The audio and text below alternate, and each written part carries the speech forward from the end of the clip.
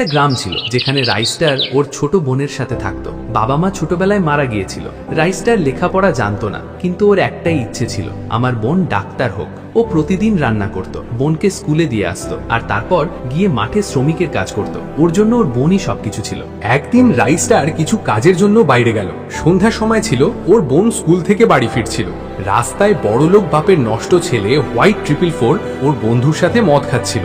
ওর নজর রাইস্টারের বোনের ওপর পড়ল। নিষ্পাপ, শান্ত, সরল মেয়ে। ও হেসে হেসে বলল, একে নিয়ে একটু মজা করা যাক, কি বলিস ভাই?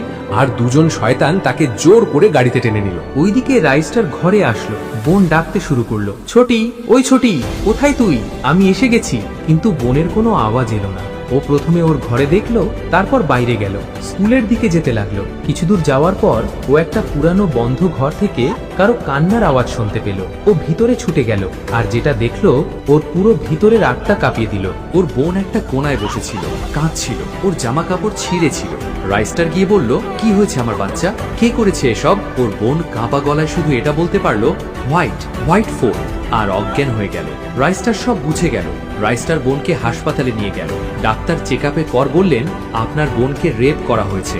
এটা শুনতেই রাইস্টারের চোখে জল চলে এলো, কিন্তু পরের মুহূর্তে ওই কান্না ক্রোধে আগুনে বদলে গেল।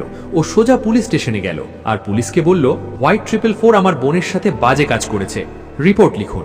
পুলিশগুলো হাসলো, আরে পাগল নাকি, ও মিনিস্টারের ছেলে, কেস করার আগে নিজের জামিন করিয়ে নে। রাইস্টার বুঝে গেছিল এই সিস্টেমও বিক্রি হয়ে গেছে, বিচার এবার নিজেকেই করতে হবে। তারপর ও ওর পুরনো বন্ধুদেরকে ফোন করলো, যাদের সাথে ও পুরনো গলিতে রাজ করেছিল। এখন রাইস্টার কোনো ভাই নয়, এখনো ভেঙে গেছে। আর যখন কেউ ভেঙে পড়ে, তখন হয় সে নিজেই ধ্বংস হয়ে যায়, না হলে সামনের জনকে ধ্বংস করে দেয়। এখন রাইস্টার বেরিয়ে পড়েছে হোয়াইট 444 আর ওর বন্ধুদের খুঁজতে। তাহলে বন্ধুরা, ওদেরকে কি ধরতে পারবে? ও কি ওর বোনের জন্য ন্যায় বিচার পাবে? যদি তুমি এই কাহিনীর পার্ট 2 চাও, তাহলে ভিডিওটা লাইক করে কমেন্ট করুন, জাস্টিস ফর রাস্টারের বোন।